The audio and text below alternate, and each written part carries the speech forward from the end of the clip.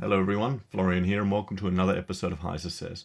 Today I'd like to talk about Thunderfoot's recent attacks on Jordan Peterson. If you're not familiar with Thunderfoot, he's a YouTuber, a professional scientist who's done videos since 2006 on a range of topics. He's got his Thunderfoot versus pseudoscience, feminism versus facts, why do people laugh at creationists, and simple science experiments. There's some really good gold here. The way he does simple experiments too, I really love. I use the boiling water in a kettle one with my daughter to do a science experiment for at home. So it's really good. Now, Thunderfoot recently did a video about Anita Sarkeesian getting $25,000 to set up a free Discord server. Anita Sarkeesian is a social justice warrior, feminist, and, all right, non-fact or fact-denying type of feminist. And he did this video, and halfway through, Thunderfoot starts attacking Peterson. And I thought it was quite interesting. And he's received about 20% negative ratings or thumbs down on that video, compared to his others, which barely even get, 1 or 2%. People are quite disappointed at it. So let's have a look at the segment when he changes over, and we'll talk about this. Who pulls in somewhere in the order of $1 million a year through Patreon. And that's just his Patreon. The guy still has a professorship at Toronto University, which means his Patreon alone is pulling in about 10 times what I get in total for everything. And I consider myself well-funded almost beyond belief. Well-funded enough that I've managed to almost fully set up a lab. And what does he deliver for it? What does he need that money for?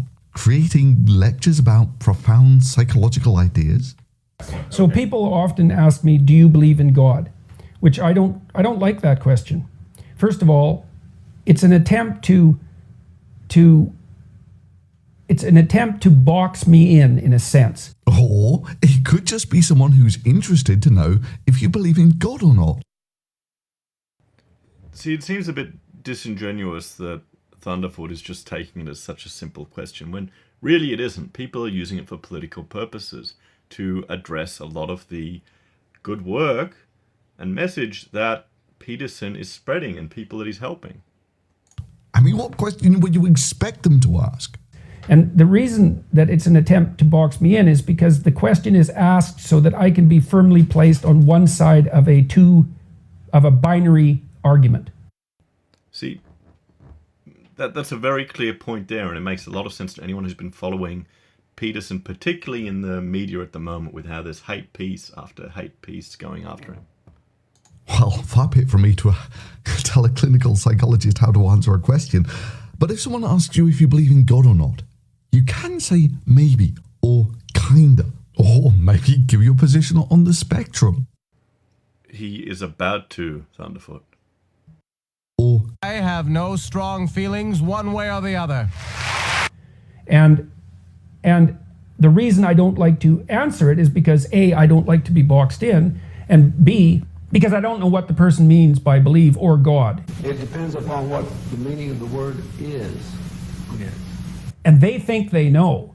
And the probability that they construe belief and construe God the same way I do is virtually zero. So it's a question that doesn't work for me on multiple levels of analysis. But strangely enough, just as we were talking, the answer to that question popped into my head. I act as if God exists. cool, a simple answer. You act as if God exists. Which God? Thor? Loki? The great space vegetable? Now you can decide for yourself whether that means that I believe in him, so to speak. Enough! I am a god, you dull creature. Hey, Jordan, I might not be in the $1 million a year range, but when someone asks me a question as simple... Notice how there's that little jab at how much money Jordan is making again. I've noticed this is happening more and more in Thunderfoot's videos. Jabs at how much money people are getting. Simple as, do I believe in God? I say no. I don't waffle on for 5 minutes about it all depends on what you mean by what. You know, kind of the same way I don't need 5 minutes of profound rambling when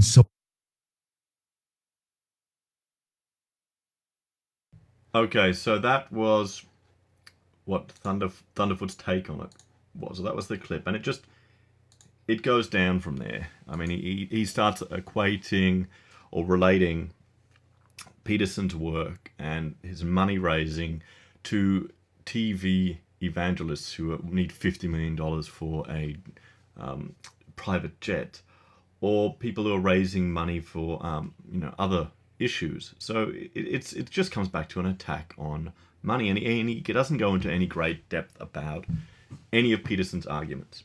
I thought I'd have a look at some of the people that Thunderfoot has been critical of in the past, so we can have a bit of a discussion or compare and contrast some of the previous people, and just look at kind of the caliber of people that Thunderfoot has been critical of and has really built up his channel on, and look at and compare them to Peterson.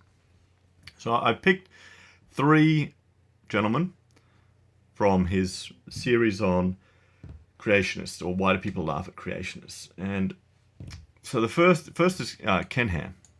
So I've got their occupation, the qualification, the alma mater, and some recent publications, just so we can get a feel to see how wide their audience is and what impact they're having on a global scale. So Ken is a young earth creationist, Christian apologist, evangelist. Now, he has a Bachelor of Applied Science and a Diploma in Education from QIT, Queensland Institute of Technology, so from my old university, and University of Queensland. And my understanding was he was a high school teacher. That was his what he was teaching. And some of his recent publications, or some of his most relevant publications that come up in Google Scholar are, The Lie Evolution by Ken Ham, 1987, Ken Ham, 2008, Raising Godly Children in an Ungodly World, and 2013, The Age of the Earth and Decline of the Church. So his most cited work was from 87, received 94 citations. And then Raising Godly Children was cited 3 times, and 6 Days was cited 3 times. So with citations, that means if someone else draws upon the work that you've done and refers to it in another work. Generally, the more you're cited, the more dialogue or discussion or debate that work is achieved. And that's kind of how you're pegged in the academic circles. I think it can even affect your opportunities for promotion. So a trick is to publish something that everyone hates and get cited a lot. So Ken's also started the Ark Experience in America. Built a replica of the Ark to a scale size, but with animatronics inside and a whole visitor center and everything. I think it's having a lot of trouble making money because it's very expensive to go to. The tickets aren't cheap. So, this is we'll call him, he's essentially a school teacher that's now become an evangelist and has started a business. And he's also works for the creation. He's got a creationist organization, Answers in Genesis. So the next one, another gentleman that Thunderfoot has looked at, is Ray Comfort. Now, Ray Comfort is famous. He's the banana dude, the banana guy, where he would make comments about how he'd use the argument of how perfectly evolved how perfectly created and a banana was to fit in your hand, to be so useful as a position or justification for intelligent design, not realizing until later that the banana was actually artificially bred and farmed by humans. So that's why we've got such a big banana that's so useful. So he's a Christian evangelist, author, and television host. Now, it doesn't appear that he has any official qualifications or alma mater, but 2 of his publications or his tracks that he has recently put out, or that came up as most relevant, are Hell's Best Kept Secret, White Taker House, December 1989, updated 2004, and that was cited 14 times. The Evidence Bible, Irrefutable Evidence for the Thinking Mind, and that was in 2007. That was cited 7 times. One thing about Ray is he is a fantastic persuader. If you're interested in him, Scott Adams actually looked at some of Ray's work on the streets, where he'd go out on the street and he'd interview people about abortion, and he'd flip their mind right then and there, change their entire opinion. So he's got some master persuasion skills that are quite interesting to watch. Once you start reading up on that, you can see him using.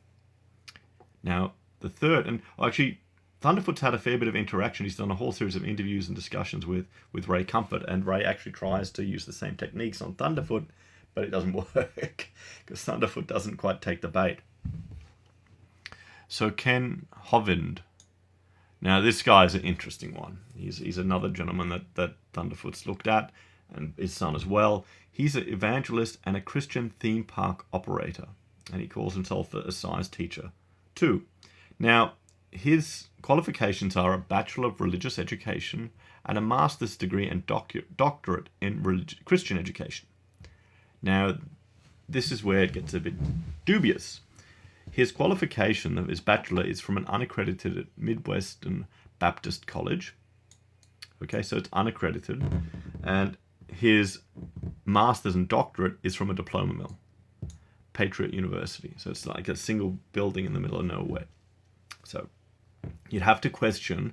Other people have reviewed his work and said that it didn't add anything to the body of knowledge, any research.